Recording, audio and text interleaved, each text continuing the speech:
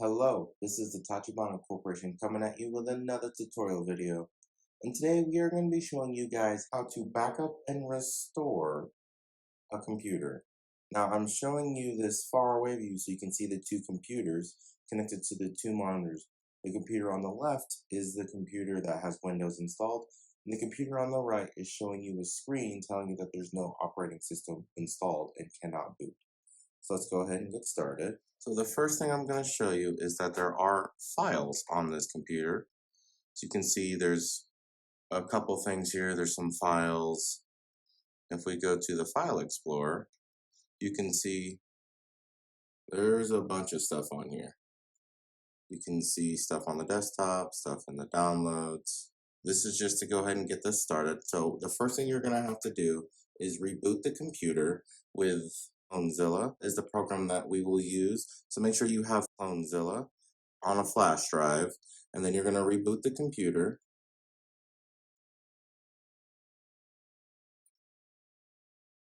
Make sure that Clonezilla is on that flash drive, and that flash drive is in your computer.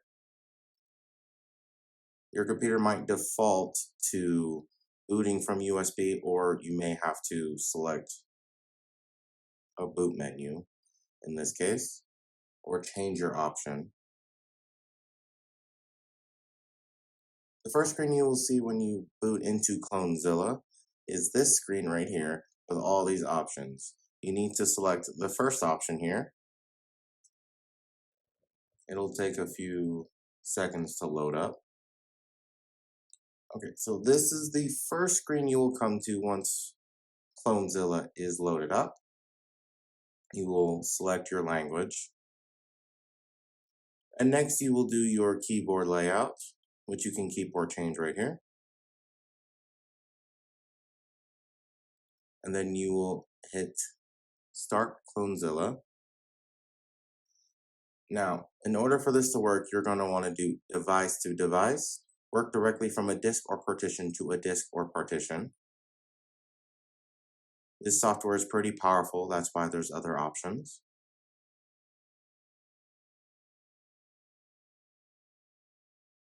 And I recommend using beginner, but you have the option to go to expert mode where you can choose your own options. For this, you are going to want to select disk to local disk.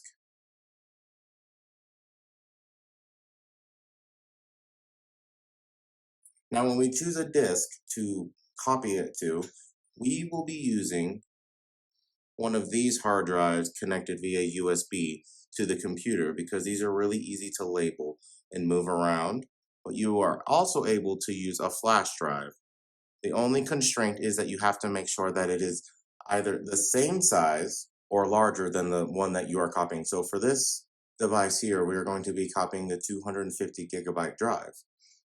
So the device that you clone it to has to be 250 gigabytes or larger. Make sure that it is plugged into the computer now, and then we will select the source here.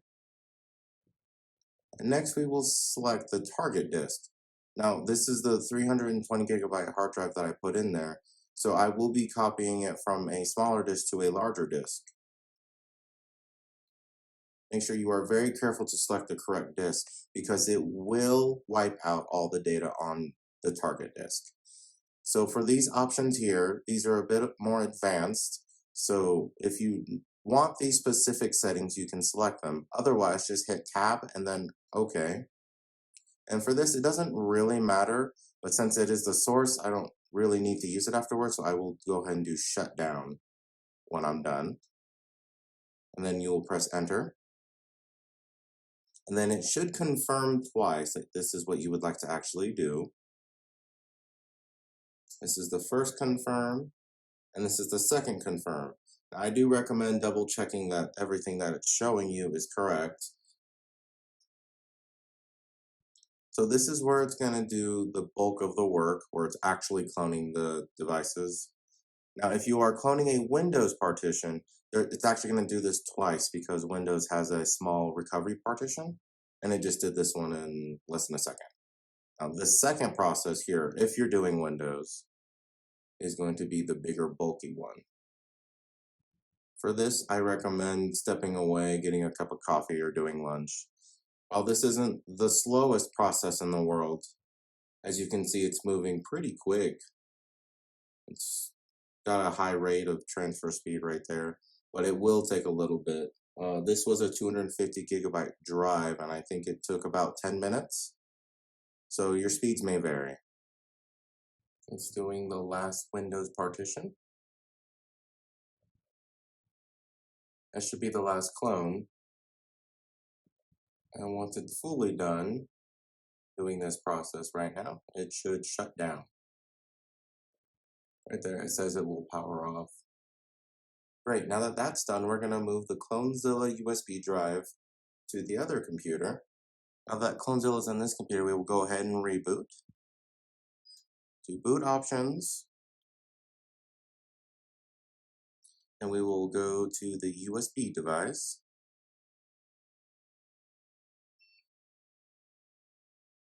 And you can see Clonezilla like you did on the other computer.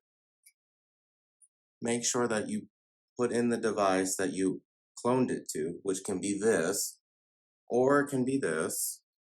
Just make sure that you plug it into the computer now. And then same as last time, we'll hit the top option. It's going to do pretty much all the same stuff it did last time. We'll even select most of the same options.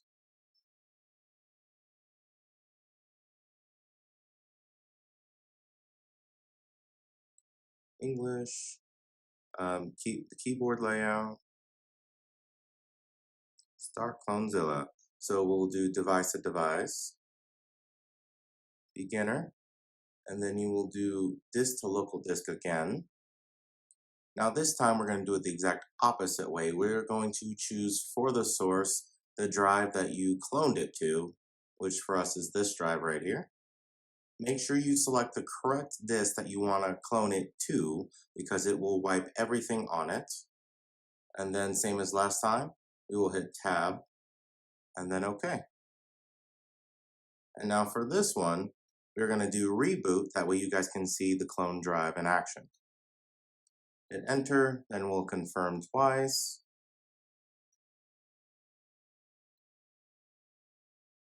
Now, if you select a disk that is not larger than the one you are cloning from, for instance, if you were going from a 1 gigabyte drive and you're trying to upgrade to a 2 gigabyte drive, the drive that you clone to has to be of equal size or larger. If it's not, it will throw an error here and not continue for obvious reasons. You can't put something bigger into something smaller. Just be warned, it will tell you right here that you cannot do that. Okay, so it's now officially cloning from our source to our target.